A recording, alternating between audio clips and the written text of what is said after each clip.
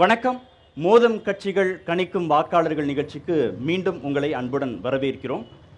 இந்த முறை வேலூர் மாவட்டத்திற்கு உட்பட்ட சட்டமன்ற தொகுதிகளில் வெற்றி நிலவரம் குறித்து பார்க்க இருக்கிறோம்.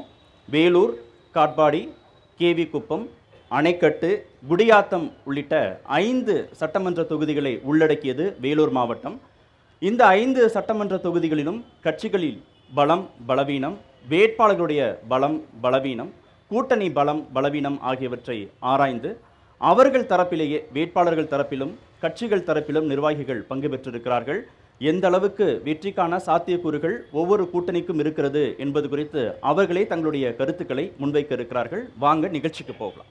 அணைக்கட்டு சட்டமன்ற தொகுதியின் திமுக வேட்பாளர் திரு ஏபி நந்தகுமார் அவர்கள், நாம் தமிழர் கட்சியின் மாநில நிர்வாகி திரு விக்னேஷ் அவர்கள், தாவேகாவுடைய நிர்வாகி திரு நரேஷ் அவர்கள்,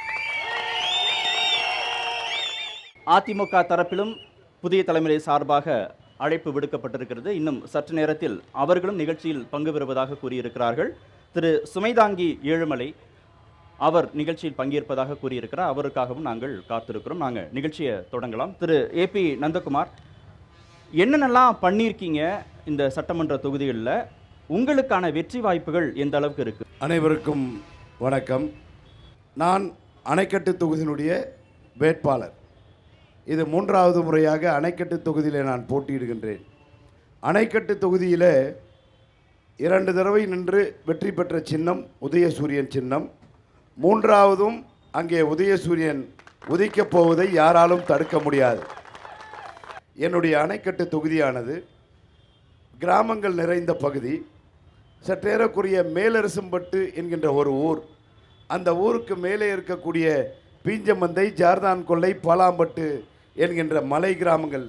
அங்கேருந்து பார்த்திங்கன்னா இப்படியே வேலூர் மாநகரத்தில் வந்து வேலூர் மாநகரத்தில் 6 வார்டுகளை உள்ளடக்கி இப்படியே திருவண்ணாமலை ரோட்டில் போனீங்கன்னா இங்கே போய் கீழரசம்பட்டில் முடியக்கூடிய என்னுடைய தொகுதி இன்றைக்கு 100 ஆண்டு காலம் இல்லாத ஒரு சாதனையை, ஒரு மனநிறைவு எனக்கு என்னவென்று சொன்னால், 2016 நான் வேட்பாளராக அறிமுகம் செய்யப்பட்ட பொழுது பீஞ்சமந்தை, ஜார்தான் கொல்லை, பலாம்பட்டு 3 மலை கிராமங்களுக்கு சென்றேன். ஒரு தூறல் போட்டாலும் எங்களால் கீழே செல்ல முடியாது. டோலி கட்டி சென்றுதான் அங்கே நாங்கள் பிரசவம் பார்த்து பல பேர் இறந்திருக்கின்றார்கள்.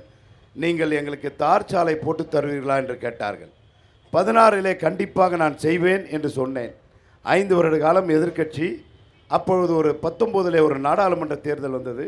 அந்த பகுதிக்கு சென்ற அன்றைய வனத்துறை அமைச்சர் திண்டுக்கல் சீனிவாசன் அந்த பகுதியில் இன்சார்ஜாக இருந்தார்.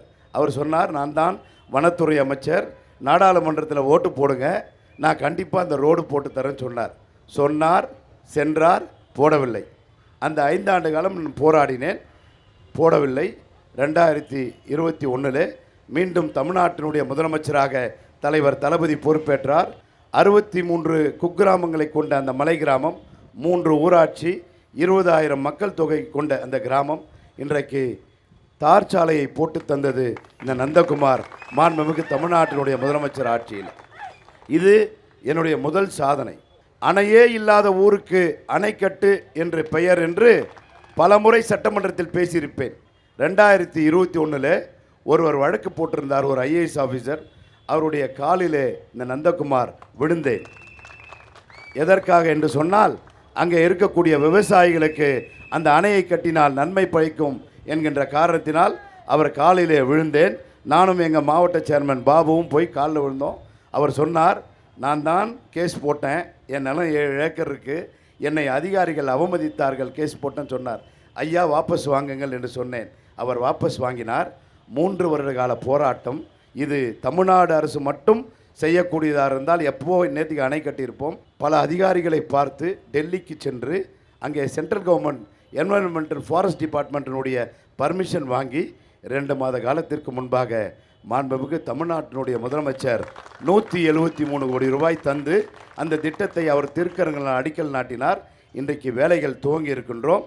அந்த வேலைகள் முடித்தால் பாதி அணைக்கட்டிலுடைய விவசாயிகள் கண்டிப்பாக பயன்பெறுவார்கள். அந்த திட்டம் துவக்கப்பட்டது. ஆனால் தேர்தலுக்கு முன்பு சில மாதங்களுக்கு முன்பு அடிக்கல் நாட்டி இருக்கிறீர்கள் அப்படின்னு விமர்சனமும் வந்ததை பார்த்தோமே. இருக்கலாம். நான் என்ன சொல்கிறேன்னா, என்கிட்ட ஆதாரம் இருக்குது அதாவது இதை 2-3 வருஷத்துக்கு முன்னாடி பண்ணியிருக்கலாம். சென்ட்ரல் கவர்மெண்ட்டினுடைய ஃபாரஸ்ட் என்வரன்மெண்டல் அப்ரூவல் ஒன்று இருக்குது. 108 ஏக்கர் கொடுத்துருக்கோம். அந்த இடத்துக்கு அவங்க அப்ரூவல் தரணும். அது என்னன்னு சொன்னால், அங்கே இருக்கக்கூடிய மரங்களை அளந்து அவர்கள் பர்மிஷன் கொடுக்கணும். அவர்களுடைய பர்மிஷன் தான் எங்களுக்கு லேட் ஆச்சு. அந்த பர்மிஷனை தேர்தல் வருவதற்கு 2 மாதங்களுக்கு முன்னால் சென்ட்ரல் கவர்மெண்ட் கொடுத்த பர்மிஷன் உங்ககிட்ட அந்த பர்மிஷன் காப்பியை கொடுப்பேன். அது கொடுத்த பிறகுதான் தமிழ்நாடு அரசு, மாண்புமிகு தமிழ்நாட்டினுடைய முதலமைச்சர் 173 கோடி ரூபாய் அலாட் பண்ணி டெண்டர் விட்டு, எலாபரேட் டெண்டர் விட்டு இன்றைக்கு பணிகள் துவங்கி இருக்கின்றோம். தாமதம் உங்களுடைய முயற்சியில் இல்லை. அதாவது தாமதம்ன்றதை விட அதை வெற்றி கொண்டு இன்றைக்கு பணிகள் துவங்கி இருக்கின்றன. அதுக்கு நீங்கள் சொல்லணும். சரி, என்னுடைய ஒடுகுத்தூர் பீஞ்சமந்தை மலை கிராம மக்கள், இல்லை கீழே இருக்கிற மக்கள், யாருக்காவது திடீர்னு ஒரு ஹார்ட் அட்டாக் வந்துடுது ராத்திரியில், 50 கிலோமீட்டர் வரணும். ஒரு மருத்துவர் என்ன சொல்கிறாங்க, 108 ஆம்புலன்ஸ் போச்சுன்னா 20 நிமிஷத்தில் அடுக்கம்பாறைக்கோ சிஎம்சிக்கோ கொண்டு போகிறாங்கன்னு சொன்னால் அவங்க உயிர் பிழைக்க வைக்கலான்னு சொல்லுவாங்க. இப்போது அந்த பிரச்சனையை தீர்ப்பதற்காக நெறியாளர் தெரிந்து கொள்ள வேண்டும். இதுவரை எந்த எம்எல்ஏவும் செய்யாத சாதனை. இன்றைக்கு 20 கோடி ரூபாய் அளவில் 50 பெட் ஹாஸ்பிட்டலை இன்றைக்கு அணைக்கட்டில் இன்றைக்கு திறந்து மிக பிரம்மாண்டமான ஏசி ஹாஸ்பிட்டலை அங்கே நான் இன்றைக்கு கட்டியிருக்கேன். அதே மருத்துவமனை தொடர்பாக அது விமர்சனமும் இருக்குது. நீங்கள் அதுக்கும் விளக்கம் சொல்ல ரெடியாக இருக்கேன். நீங்கள் அதை மாவட்ட மருத்துவமனையாக தரம் உயர்த்தினாலும் போதிய மருத்துவர்கள் மருத்துவமனையில் இல்லை, போதிய செவிலியர்கள் மருத்துவமனையில் இல்லை அப்படின்ற விமர்சனமும் இருக்கே. மருத்துவமனையை கொடுத்தது மாண்புமிகு தமிழ்நாட்டினுடைய முதலமைச்சர். அதை கொண்டுவதற்கு உறுதுணையாக இருந்தது நான். மக்களுடைய விமர்சனங்கள் மக்கள் விமர்சனம் அல்ல. என்னை எதிர்த்து நிற்கக்கூடிய அதிமுகவை சேர்ந்த சகோதரனுடைய விமர்சனம். 4 வழிச்சாலை. ஒரு அம்மா ஒரு நாள் ஆக்சிடெண்ட்டில் 7 இயர்ஸ் பேக், நான் ஆப்போசிட் எம்எல்ஏவாக இருந்தேன், எதிர்கட்சி எம்எல்ஏவாக இருந்தேன். ஒரு ஆக்சிடெண்ட் ஆகுது. 2 சகோதரர்கள் இலவம்பாடி என்ற ஊரில் ஒரு டர்னில் அடிபட்டு ஒரு புளிய மரத்தில் மோதி கால் உடஞ்சி கிடக்கிறாங்க. அந்த அம்மா சொல்லுது, ஐயோ என் பையன் மிலிட்ரிக்கு போகிறவனாச்சே, 3 நாள் இருக்கே, இப்படி அடிபட்டிருக்கான்னு சொல்லிச்சு. அன்றைக்கி நினச்சேன் அந்த ரோடை 4 வழிச்சாலை ஆக்கணும்னு.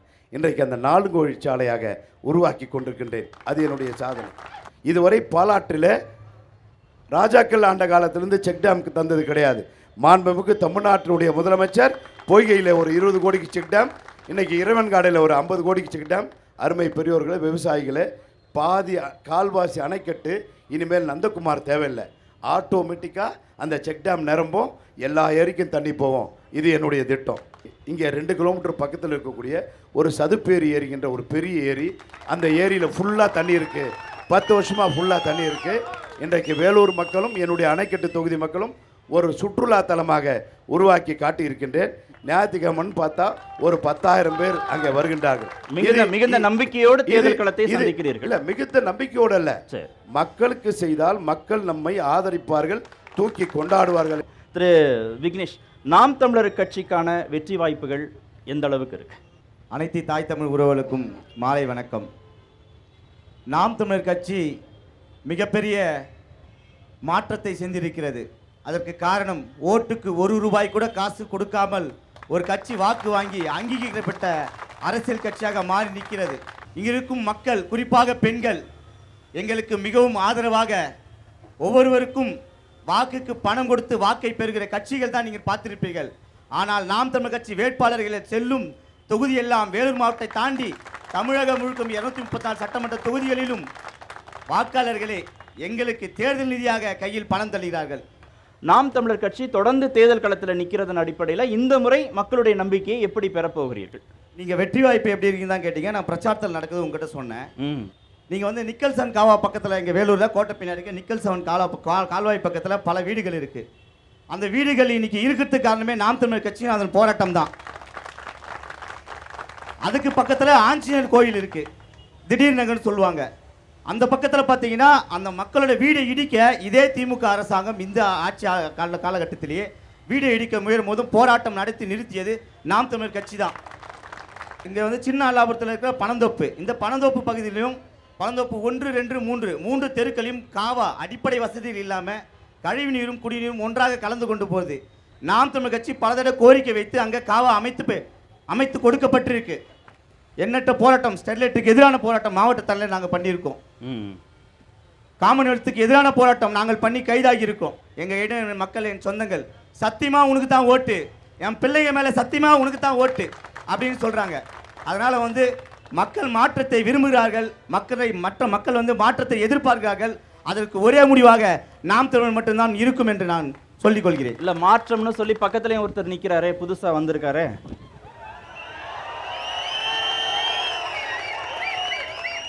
எங்கள் மாற்று வந்து ரசிகர் மன்றத்திலிருந்து வரவில்லை. நாங்கள் சிறைசாலைகளிலிருந்து அரசியல் வந்திருக்கின்றோம். பெண்களை தலைமையாக கொண்ட அதிமுக கூட 50% இடஒதுக்கீடு எந்த தேர்தலும் தரவில்லை. நாம் தமிழர் கட்சி மட்டும்தான் 2016 முதல் இந்த தேர்தலை சரிபாதி 50% இடஒதுக்கீடு செய்கிறது. இது மாற்று. அந்த மாதிரி ஒன்று சொல்லுங்க பார்க்கலாம். சொல்லுங்க நரேஷ், தாவேகாவுக்கான வெற்றி வாய்ப்புகள், புதிதாக களம் இறங்கி இருக்கிறீங்க, இந்த முறை எப்படி இருக்கிறது? தமிழக வெற்றி கழகத்தின் சார்பாக இந்த மேடையில் என்னுடைய சொந்த ஊரில் மாற்று கட்சிகளாக இருந்தாலும் எங்களுடைய அண்ணன், தம்பி, சொந்தங்கள், நண்பர்கள் முன்னாடி பேச வாய்ப்பளித்ததுக்கு நன்றி. முதல்ல மாற்று மாற்று மாற்று அப்படின்னு இது வரைக்கும் ஒவ்வொரு தேர்தலையும் திமுகவுக்கு மாற்று அதிமுக, அதிமுகவுக்கு மாற்று திமுக அப்படின்ற இருந்த காலகட்டத்தில் ஒவ்வொரு தேர்தலையும் அது மாற்று இல்லை ஏமாற்று அப்படின்ற விஷயத்த மக்கள் இந்த தேர்தலை உணர்ந்திருக்காங்க. திரு நந்தகுமார் பேசும்போது அவர் செஞ்சதை சொன்னார். அவர் ஒரு சட்டமன்ற உறுப்பினர். கண்டிப்பாக. திரு விக்னேஷ் பேசும்போது இத்தனை ஆண்டு கால அரசியல் பயணத்தில் நாம் தமிழர் கட்சி எங்கெல்லாம் நின்றுச்சு மக்களோட, அவங்க தேர்தல் வெற்றி அடையலையே தவிர களத்தில் இத்தனை ஆண்டுகள் பயணிச்சிருக்கிறோங்கிறதுக்கான ஆதாரங்கள் கொடுக்குறாங்க. அதே மாதிரி வேலூர் சட்டமன்ற தொகுதியுடைய மேம்பாட்டுக்கு தாவேகாவுடைய பங்களிப்பு என்ன, எப்படி நீங்கள் இந்த மீறி வரப்போறீங்க, அதுதான் ரொம்ப முக்கியம். தமிழக வெற்றி கழகம் எங்கே வித்தியாசப்படுது அப்படின்னா, ஒரு மிகப்பெரிய இளைஞர் படை. இவ்வளவு வருஷமாக அரசியல் பண்ணக்கூடிய திராவிட முன்னேற்ற கழகத்துக்கும் போகலை, அண்ணா திராவிட முன்னேற்ற கழகத்துக்கும் போகலை, நாம் தமிழர் கட்சிக்கும் போகலை. அவங்களுக்கு அரசியல் ஆர்வத்தை தூண்டி இருக்கிறது. அது நீங்கள் எப்படி வேணால் எடுத்துக்கங்க, ரசிகர் மனப்பான்மைன்னு எடுத்துக்கங்க, விசில் அடிச்சாங்க கூட்டம்னு எடுத்துக்கங்க. ஆனால் ஒரு ஆர்வத்தை அரசியலை நோக்கி இவ்வளவு பெரிய படையை திருப்பி இருக்கிறது இருக்கு இல்லையா, அதை செய்கிறதுக்கான ஒரு லீடர்ஷிப் இருக்குது. இங்கே வேலூரில் குறிப்பிட்டு கேட்டிங்க இல்லையா, வேலூரை பொறுத்த வரைக்கும் பல நூற்றாண்டு வரலாறை வந்து சுமந்து நிற்கக்கூடிய ஒரு மிகப்பெரிய ஒரு மாநகரம். இங்கே என்ன சொல்லுவாங்கன்னா, நாங்கள் ஆட்சிக்கு வந்து 5 வருஷம் தான் ஆச்சு, அதற்கு முன்னாடி இருந்த அதிமுக கான்ட்ராக்டர் தான் எல்லாத்தையும் எடுத்தாங்க, அவங்க தான் நாசம் பண்ணிட்டாங்க அப்படின்னு அவங்க சொல்லுவாங்க. நாங்கள் கரெக்டாக தான் பண்ணோம், திமுக 5 வருஷமாக வந்து நாசம் பண்ணிடுச்சுன்னு இவங்க சொல்கிறாங்க. ஆனால் பாதிக்கப்பட்டது மக்கள்.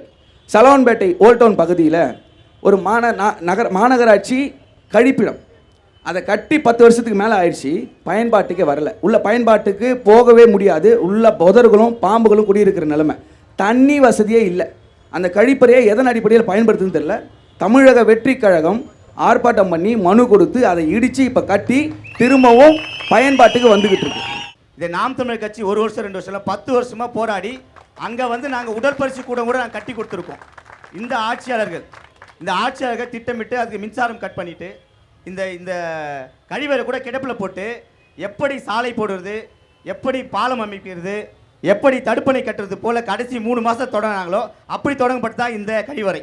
ஒன்று, அரசாங்கம் மாநகராட்சி செய்யவே இல்லைங்கிறது குற்றச்சாட்டு, நாங்கள் செஞ்சதுனால தான், முயற்சி எடுத்ததுனால தான் வந்துச்சுங்கிறது 2வது குற்றச்சாட்டு. அதாவது இந்த குற்றச்சாட்டை நான் மறுக்கிறேன்.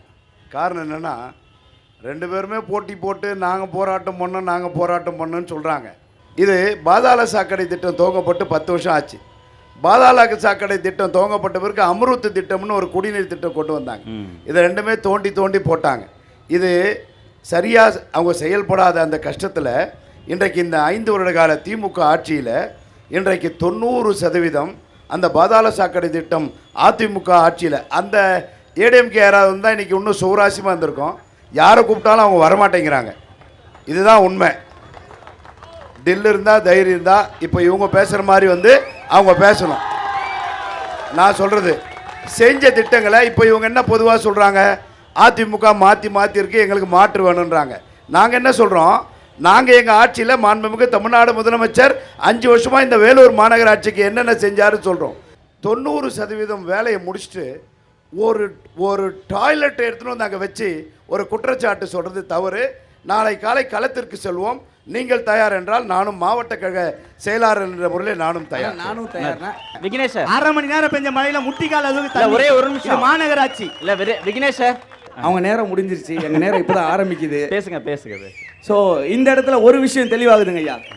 என்னன்னா 10 வருஷமா அந்த இல்ல பழையவர்களை மாநகராட்சி பழையவர்களை மீறி வளர்றது கொஞ்சம் கஷ்டம் தான். போட்டி போட்டு தான் வளரணும். இல்ல மக்கள் முடிவு பண்ணிட்டா யாரு பழையவங்க புதியவங்க எல்லாரையும் அகற்றிடுவாங்க. திரு நந்தகுமார் சொன்னதுக்காக நீங்க சேர்த்தே கூட விளக்கம் சொல்லுங்க. மத்திய அரசுடைய திட்டங்கள், மாநில அரசுடைய திட்டங்கள் ரெண்டும் செயல்படுத்துறதுனால சில காலதாமதம் ஏற்படுது. 90% திட்ட பணிகள் நிறைவுற்றிருக்கு. அதை மக்கள் ஏற்றுக்கொண்டு வாக்களிப்பார்களா, இல்ல 10% அளவுக்கு நிறைவேற்றப்படாத திட்டங்கள் குறித்த அதிருப்தி மக்கள்கிட்ட இருக்குமா? அண்ணன் சொன்ன மாதிரி 90% முடிஞ்சிருக்கு. ஆனா அறகுறையா தான் முடிஞ்சிருக்கு. அது முழுசா முடியல. ஏன்னா இன்னைக்கு வேலூர் மாநகரத்தில் இருக்கக்கூடிய 37 வார்டுலையும் இருக்கக்கூடிய காமனான பிரச்சனை சாக்கடை தண்ணி. எங்களுக்கு கிளியராக போகல. இன்னமும் காவாக்கள் தோண்டிக்கிட்டு தான் இருக்குது. இன்னமும் காவாக்கல்ல மொச்சிக்கிட்டு தான் இருக்குது.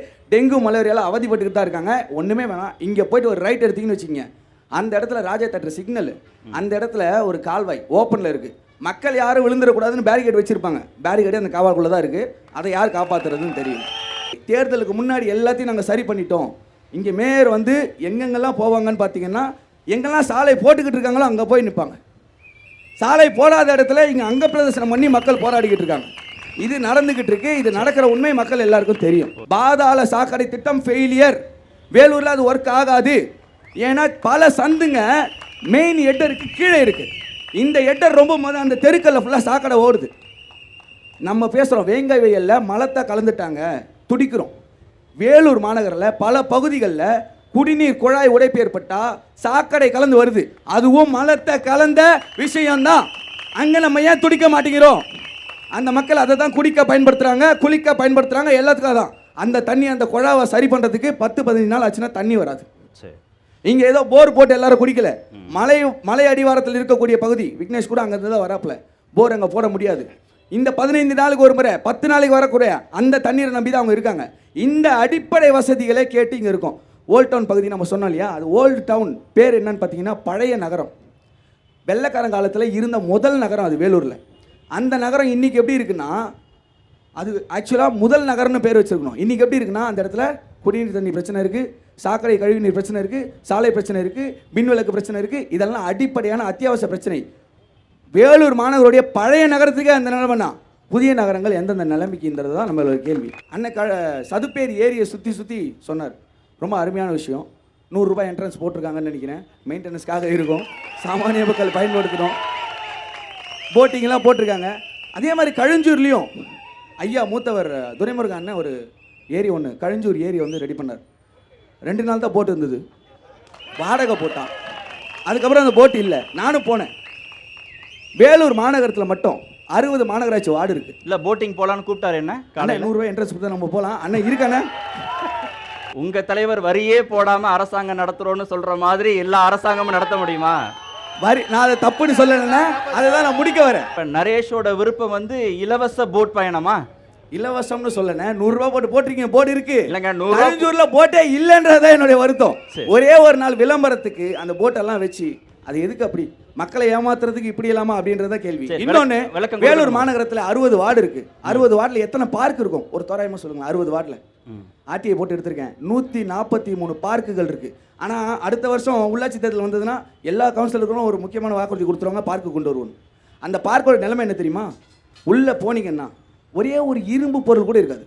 அது சைடு இந்த பேரிகேட் போட்டு இந்த ஜல்லி கம்பிகளாக இருக்கட்டும், உள்ளே இருந்த கதவுகளாக இருக்கட்டும், எதுவுமே இருக்காது. சிசிடிவி கேமரா இருக்காது, தண்ணீர் வசதி இருக்காது, உள்ளே யாரும் போகவே முடியாது. ஃபுல்லாக மலம் கழிச்சிருப்பாங்க, மது குடிச்சிருப்பாங்க.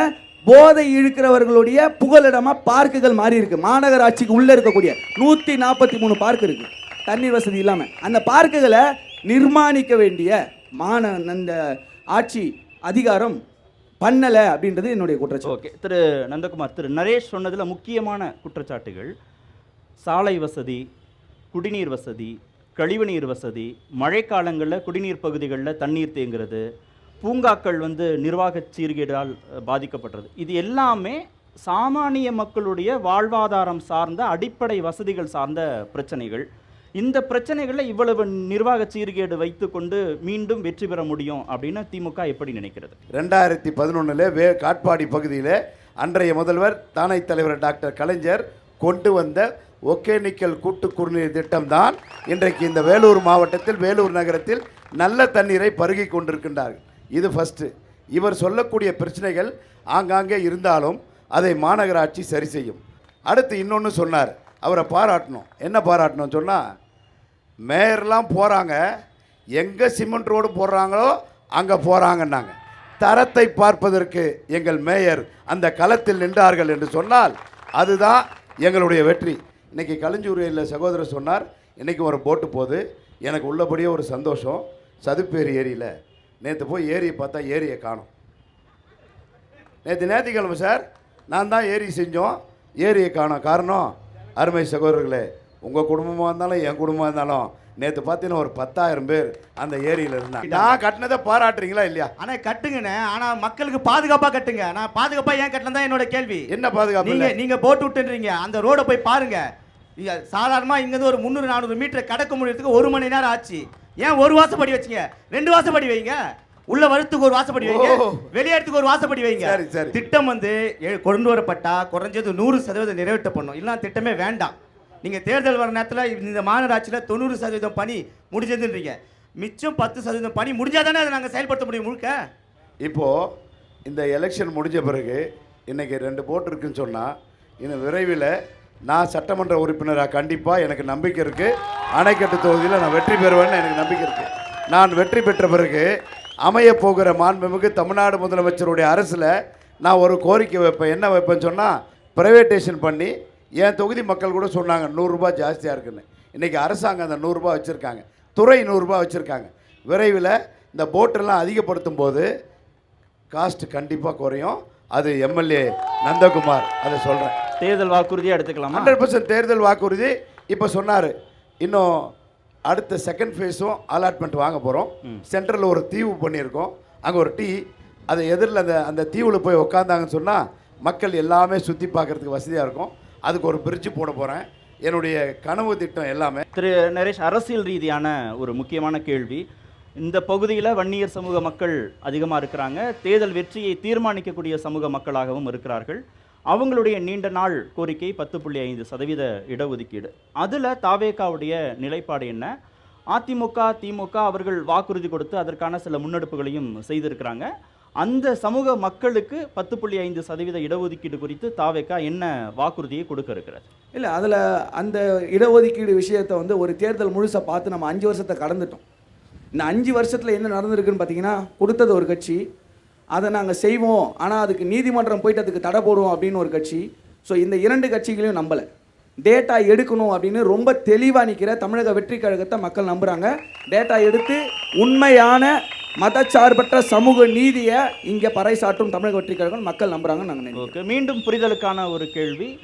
சாதிவாரி கணக்கெடுப்பை மாநில அரசு பண்ணணும்னு நினைக்கிறீங்களா, மத்திய அரசு பண்ணணும்னு நினைக்கிறீங்களா? மத்திய அரசு செய்யணும், அஃபிஷியலாக அதை செஞ்சு வெளியிடணும். ஏன்னா நம்ம சர்வே எடுத்தாலும் அது வந்து பிரயோஜனம் கிடையாது, அஃபிஷியல் டாக்குமெண்ட் கிடையாது. நம்மளால் வச்சு இதை நம்ம பரிந்துரைக்கலாமே தவிர, சட்டமன்றத்தில் தீர்மானம் ஏற்றலாமே தவிர, நம்ம அதை ஒரு லாவாக பாஸ் பண்ணணும்னா கவர்மெண்ட் அப்ரூவல் வேணும். அதுக்கு மத்திய அரசினுடைய சென்சஸ் அது தெளிவாக எடுக்கணும். சென்சஸ் ஸ்டார்ட் பண்ணியிருக்காங்க, அது எந்த அளவுக்கு டீப்பாக இருக்குன்றது தெரியல. என்னை கேட்டிங்கன்னா, ஒரு சென்சஸ்லேயும் எல்லா டேட்டாவும் நம்ம கையில் இருக்கணும். பொருளாதார ரீதியாக, கல்வி ரீதியாக, அவங்களுடைய குடும்ப சூழ்நிலை ரீதியாக, எல்லா ரீதியாகவும் நம்மக்கிட்ட டேட்டா இருந்தால் தான் ஏஐ யுகத்தில் இருக்கும், நமக்கு அப்டேட் ஆகணும் அப்படின்னு நினைக்கிறேன் நான். ஓகே திரு விக்னேஷ், இந்த 10.5% வன்னியர்களுக்கான இடஒதுக்கீட்டில் நாம் தமிழர் கட்சியோட நிலைப்பாடு? நாம் தமிழர் கட்சி வந்து இந்த சாதிவாரி கணக்கெடுப்பை வந்து தொடர்ச்சியாக 10 ஆண்டுகளாக இந்த மக்கள் மன்றத்தில் பேசிட்டு வருது அண்ணன் சீமான் மட்டும்தான். நாங்கள் இந்த சாதிவாரி கணக்கெடுப்பை வந்து எங்களுடைய ஆட்சி வரவிலே நாங்கள் கொடுத்துருக்கோம். சாதிவாரி கணக்கெடுப்பு நாங்கள் உறுதியாக செய்வோம் என்று. தமிழ்நாட்டை பொறுத்த வரைக்கும் நாம் தமிழர் கட்சியின் சாதிவாரி கணக்கெடுப்பின் கொள்கை முடிவு என்ன தெரியுமா? அனைவருக்கும் அள்ளி கொடுக்காதே, அளந்து கொடு. அனைவருக்கும் சமமான இடத்தை கொடுப்பது தான் சரியான ஒரு அரசியல் சமதர்மம். நாங்கள் இந்த உலகத்தை ஆண்ட பெருமைமிக்க ஒரு மூத்த குடி தமிழ் இனமாகத்தான் நாங்கள் பார்த்து மக்களை அணுகிறோம். இதில் வந்து படித்தவர் படிக்காதவர் என்று நாங்கள் தரம் பிரிக்கலை. படித்தவர் படிக்காதவர் இருவருக்குமே அரசு பண்ணி கொடுக்குறோம். இனி படிக்காதவரே இல்லை என்று அடுத்த கட்ட வேலை எங்களை நாங்கள் நிற்கிறோம். அதனால் வந்து சாதியாக மதமாக பார்க்கல, நாங்கள் எங்கள் இனமாக பார்க்குறோம். நாங்கள் ஆட்சி அமைச்ச உடனே நாம் தமிழர் ஆட்சி அமைச்சே சாதிவாரி கணக்கெடுப்பு நடத்தி அனைவருக்கும் சமமாக தரும். தமிழ்நாட்டில் வந்து சாதியாக நிறைய கட்சிகள் இருக்குது, நிறைய இயக்கங்கள் இருக்குது. இந்த இயக்கங்கள்லாம் என்ன பண்ணுன்னா கூட்டணி தருவதன் அடிப்படையில் ஒன்றா சேர்ந்துட்டு ஒரு சாதியை பிடிச்சிட்டு மதத்தை பிரிச்சுட்டு நாட்டை பிளவுபடுத்தி இந்த 50 வருஷமாக ஆண்டுட்டு இருக்காங்க. இதை நாம் தமிழர் கட்சி தான் மாற்று அரசியலை இங்கே செஞ்சுட்டு இருக்கு. திரு நந்தகுமாருக்கும் அதே கேள்விதான். 10.5% வன்னியர்களுக்கான இடஒதுக்கீடு முக்கியமான தீர்மானிக்கும் தேர்தல் சக்தியாக இந்த முறை இருக்குமா? முதலில் ஒன்றை நீங்கள் புரிந்து கொள்ள வேண்டும். இது பல நாள் சட்டமன்றத்தில் விவாத பொருளாக இருந்தது. அவசரமாக ஒரு சமூக மக்கள், வன்னிய சமூக மக்களுடைய வாக்குகளை கவர வேண்டும் என்பதற்காக அதிமுக போட்ட சூழ்ச்சி இந்த 10.5%. இன்றைக்கு கோர்ட்டில் வந்து அதை தடுத்தது காரணமாக இப்போ எங்கள் திமுகவினுடைய தலைவர் என்றைக்கும் ஜாதிவாரி கணக்கெடுப்பை ஆதரிக்கக்கூடியவர், ஒன்றிய அரசை இன்றைக்கும் வலியுறுத்தி கொண்டிருக்கின்றார். அதுதான் எங்களுடைய நிலைப்பாடு. சாதிவாரி கணக்கெடுப்பை தவகாவை சேர்ந்த சகோதரரும் எல்லாருமே சொல்கிறது ஒன்றிய அரசு மட்டும்தான் எடுக்க வேண்டும், அது எடுத்தால் மட்டும்தான் சரியாக இருக்குன்னு, அதுதான் எங்களுடைய நிலைப்பாடு. ஏன் தாவேகாவுக்கு மக்கள் வாக்களிக்க வேண்டும்? இறுதி சுற்று இந்த ஒரு தேர்தல் மக்களுக்கு ஒரு வாய்ப்பு. என்ன வாய்ப்புனா, ஓட்டுக்கு காசு கொடுக்காம ஒரு ஆட்சியை நம்ம கொண்டு வந்துட முடியும் அப்படின்ற வாய்ப்பு தமிழக வெற்றி கழகத்தின் மூலமாக மக்களுக்கு வந்திருக்கு. இப்போ இந்த ஓட்டுக்கு காசு அப்படின்றது வந்து நம்ம யதார்த்தமாக ஆதாரம் இருக்கா, நிரூபிக்க முடியுமான்னு கேட்பீங்க. நேற்று 645 ஓட்டு வேலூர் சட்டமன்ற தொகுதியில் போஸ்டல் ஓட்டாக போட்டிருக்காங்க வயதானவர்கள், முதியவர்களுக்கு. அந்த வாக்குக்கு ஒவ்வொரு வீட்டுக்கும் காசு போயிருக்கு, எங்களால் நிரூபிக்க முடியும். இந்த விஷயம் திமுகவுக்கும் அதிமுகவுக்குமே இப்போ சிக்கல் தான். ஏன்னா நம்ம கொடுக்காம நிறுத்தினா அவங்க கொடுத்துட்டாங்கன்னா அப்படின்ற ஒரு இக்கட்டான சூழல். இப்படி கொடுத்து ஆட்சிக்கு வரவங்களால ஒரு ஊழலற்ற நேர்மையான அரசியலை செய்ய முடியாது. இப்படி கொடுக்காமல் ஆட்சிக்கு வரக்கூடிய வலிமை இருக்கக்கூடிய தமிழக வெற்றி கழகம் ஆட்சிக்கு வந்தால் எடுக்க வேண்டிய அவசியம் இல்லை. நேர்மையான ஆட்சியை, ஊழலற்ற ஆட்சியை தமிழக வெற்றி கழக தலைவரால் கொடுக்க முடியும். அப்படி கொடுத்தால் மக்கள் ஒவ்வொரு தேர்தலிலும் யோசிக்க மாட்டாங்க, தமிழக வெற்றி கழகத்தை தேர்ந்தெடுப்பாங்க. ஸோ அந்த ஒரு வாய்ப்பு, மக்களின் பேராதரவு, குடும்பங்கள் கொண்டாடக்கூடிய ஒரு அரசியல் கட்சியை இன்னைக்கு தமிழக வெற்றி கழகம் மட்டும்தாங்க இருக்கு. குடும்பங்கள் கொண்டாடக்கூடிய திரைப்படம் கேள்விப்பட்டிருக்கேன். குடும்பங்கள் கொண்டாடும் அரசியல் கட்சியா? ஏன் சொல்றேன்னா, திமுக அதிமுக கட்சிக்காரங்க வீட்லயே தாவேகா ஓட்டு இருக்கு. இது அவங்களே சொல்றாங்க, யதார்த்தம். முதல்ல இருந்தே ஒரு விமர்சனம், டிவிக்கு ஆதரிக்கிறவங்கள ஓட்டு இல்லப்பா, அந்த பசங்களுக்கு ஓட்டே கிடையாது, ஓட்டு இல்லாத பசங்க தானே. அந்த ஓட்டு இல்லாத பசங்க தான் ஒவ்வொரு வீட்லையும் இருக்கிற எல்லா ஓட்டையும் கொண்டு வராங்க. ஒவ்வொரு வீட்லையும் இருக்கிற எல்லா ஓட்டையும் இந்த ஓட்டு இல்லாத பசங்க தான் விஜய் அவர்களுக்கு கொண்டு வராங்க. நீங்கள் அதை ஈர்ப்பு, ரசிகர் மனப்பான்மை எது வேணால் சொல்லுங்கள், ஆனால் எல்லாத்தையும் விட்டுட்டு இன்னைக்கு நமக்காக வந்திருக்காருன்றதை மக்கள் உணர்றாங்க. எவ்வளவு அவதூறு, எவ்வளவு அவர் மேலே அழுத்தம் கொடுத்தாலும் நமக்காக நிற்கிறாரு இன்னைக்கு அப்படின்றத மக்கள் உணர்றாங்க. இதனால் இந்த தேர்தலில் உண்மையான ஜனநாயக ஆட்சியாக இது அமையுன்றதை நாங்கள் வலியுறுத்துகிறோம். மக்களும் அதை விரும்புகிறாங்கன்றதை இந்த மேடையில் நான் சொல்ல விரும்புகிறேன். விஜயை தவிர்த்து தாவேகாவுக்கு வாக்களிப்பதற்கு வேறு நியாயமான காரணங்கள் எதுவும்? தலைமை ஒன்று சரியாக இருந்தால் கீழே இருக்கக்கூடிய அத்தனை கிளைகளும் சரியாக இருக்கும் அப்படின்றது தான் யதார்த்தம். இதை மக்கள் உணர்ந்திருக்காங்க. மக்கள் விரும்பும் முதல்வர் வேட்பாளர் தளபதி. திரு விக்னேஷ், ஏன் நாம் தமிழர் கட்சிக்கு மக்கள் வாக்களிக்க வேண்டும்? நாம் தமிழர் கட்சி தொடர்ந்து மக்கள் களத்தில் போராடி வருகிறது. அண்ணன் சீமான் கடந்த ஆண்டு மட்டும் மக்களோடு மக்களாக நின்று மக்கள் களத்தில் 150க்கு போராட்டத்திற்கு மேல் நேரடியாக மக்கள் கூட நின்றிருக்கிறார். இந்த மாற்றத்தை மக்கள் விரும்புகிறார்கள். 8 வழிச்சாலை பிரச்சனையா, அண்ணன் சீமானை கூப்பிடுறாங்க. துப்புரவு தொழிலாளர் பிரச்சனையா, அண்ணன் சீமானை அழைக்கிறார்கள். ஆசிரியர்கள் பிரச்சனை போராட்டமா, அண்ணன் சீமானை வர சொல்லு என்று அழைக்கிறார்கள். மருத்துவர்கள் பிரச்சனையா, அண்ணன் சீமான் களத்தில் இருக்கிறார், அழைக்கிறார்கள். செவிலியர்கள் பிரச்சனையா, அண்ணன் சீமான் களத்தில் அழைக்கிறார்கள், அண்ணன் நிற்கின்றார்.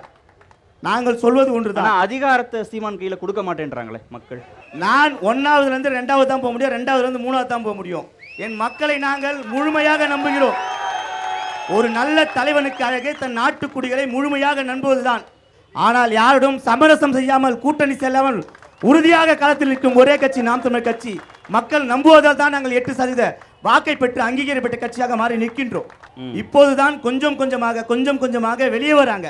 அதுக்கு உதாரணம் பார்த்தீங்கன்னா இப்ப வலைதளம் எங்கு பார்த்தாலும் அண்ணன் சீமான் தான்.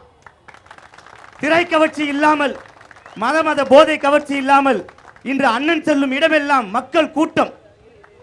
பிள்ளைகள் தன் அப்பா அம்மா கிட்ட சேர்த்த காசுகளை எடுத்து அண்ணனிடம் கொடுத்து, அண்ணா நீங்கள் போராடுகள் என்று உறுதியாக அடுத்த தலைமுறைக்கான நம்பிக்கையாக அண்ணன் சீமான் திகழ்கிறார். இல்ல ஒரு புள்ள தாவேக்காவுக்கு ஒரு புள்ள நாம் தமிழர் கட்சி கொடுக்குதோ, அவரும் எல்லா பிள்ளைங்களும் அம்மா அப்பாவிட்ட நாங்கள் நிரூபித்திருக்கிறோம். ஓட்ட வாங்குறாங்க. நாங்கள் நிரூபித்திருக்கிறோம். எக்காரத்து கொண்டும் நீங்கள் தாவேக்க கூட நாம் தமிழர் கட்சியை ஒப்பிடுவது ஒருபோதும் சாத்தியம் கிடையாது.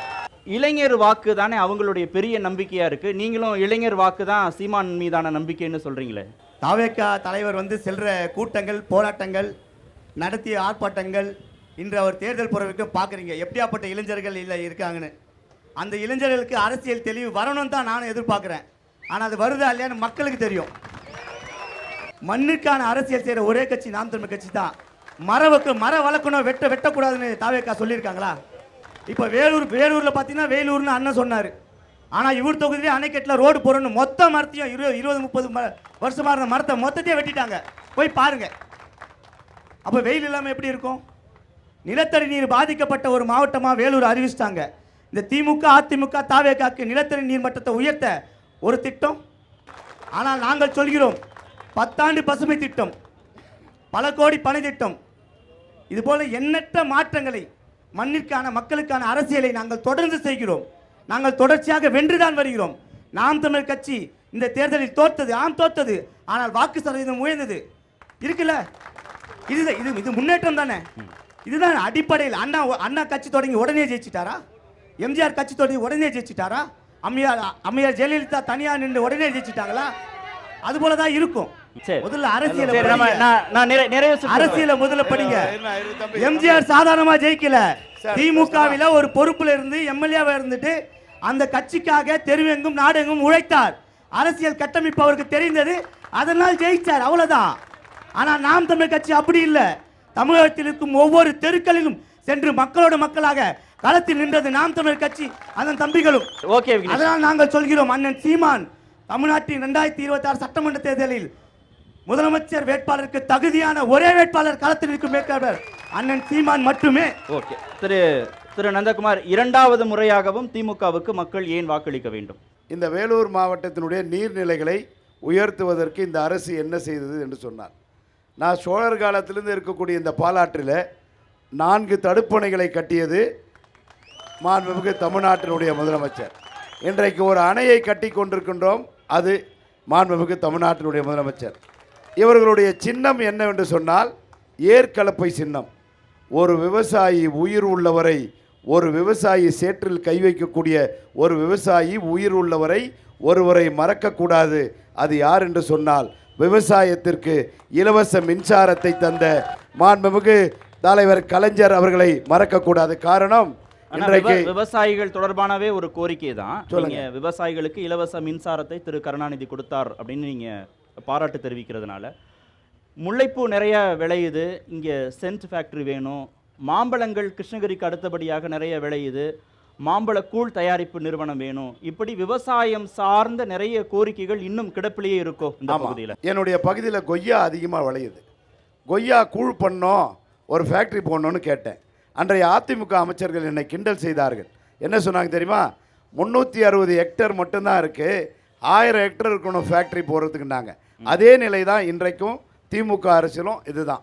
அதுக்கு உண்டான ஃபீசிபிலிட்டி இல்லைன்னு சொன்னாங்க. சில கோரிக்கைகள் இருக்குல்ல, நிறைய படித்த இளைஞர்கள் இருக்கிறாங்க அணைக்கட்டு பகுதியிலேயே. சூப்பர். அவங்களுக்கு வேலை வாய்ப்புக்கு அருமை கோரிக்கை இருக்கு. இங்கே இளைஞர்கள் அதிகமாக இருக்கீங்க, மனசாட்சி தொட்டு சொல்லுங்க. இதுவரை இந்த அப்துல்லாபுரம் பக்கத்தில் இருக்கக்கூடிய டைடில் பார்க்கை 35 கோடிக்கு கொண்டு வந்தவன் இந்த நந்தகுமார் தானே. இன்னைக்கு 1400 பேர், அமைதி அமைதி அமைதி அமைதி, இன்னைக்கு 1400 பேர் அங்கே வேலை செய்கிறாங்க. அந்த டைடில் பார்க்கை கொண்டு வந்தவன் இந்த நந்தகுமார், கொடுத்தது மாண்புமிகு தமிழ்நாட்டினுடைய முதலமைச்சர். இன்றைக்கு இந்த வேலூர் மாவட்டம் 3ஆக பிரிக்கப்பட்டு திருப்பத்தூரில் தோல் தொழிற்சாலை போயிட்டது, ராணிப்பேட்டை பக்கம் மற்ற இண்டஸ்ட்ரி போச்சு, வேலூருக்கு எந்த இண்டஸ்ட்ரியும் இல்லை. நான் மாண்புமிகு அமைச்சர் டிஆர்பி ராஜாட்ட பேசும்போது, அண்ணன் ஒரு 50 ஏக்கர் இடம் கொடுங்க, உங்கள் பகுதியில் ஒரு 10,000 பேருக்கு நான் வேலை வாய்ப்பு தரேன்னு சொன்னார். நான் தேடி பார்த்தேன், வேலூரில் இடம் கிடையாது. இன்றைக்கி 2 ஏக்கர்லேயே 1400 பேர் வேலை செய்கிறாங்க. இன்றைக்கி ஊசூர் பக்கத்தில் இருக்கக்கூடிய அந்த முந்திரி தோப்பை அரசு புறம்போக்கு அதை எடுத்து இன்னும் நீங்கள் எல்லாமே பார்க்க போகிறீங்க. இதில் ஒரு 10,000க்கும் மேற்பட்டவர்கள் அங்கே வேலை செய்வதற்கு இந்த நந்தகுமார் கண்டிப்பாக என்னுடைய இந்த இதுவாக சொல்கிறேன். நீங்கள் இந்த அணையை பற்றி என்னை எதிர்த்து நிற்கிற வேட்பாளர் யாராவது வருவாங்கன்னு பார்த்தேன். இன்றைக்கி ஒன்றும் சுவராசியமே இல்லை. ஏன்னா இவங்க வர்றவங்க நான் வரணுன்றாங்க. வர்றதுக்கு உண்டானதான் சொன்னாங்க. நாங்கள் என்ன செஞ்சோம், நாங்கள் என்ன செய்யலைன்னு சொல்கிறதுக்கு என்னை எதிர்த்து நிற்கிறவங்க அதிமுகவை சேர்ந்த யாராவது ஒருத்தராவது வருவாங்கன்னு பார்த்தேன். இல்ல அவங்களுக்கு அழைப்பு விடுத்தோம், பங்கேற்க அழைப்பு விடுத்தீங்க.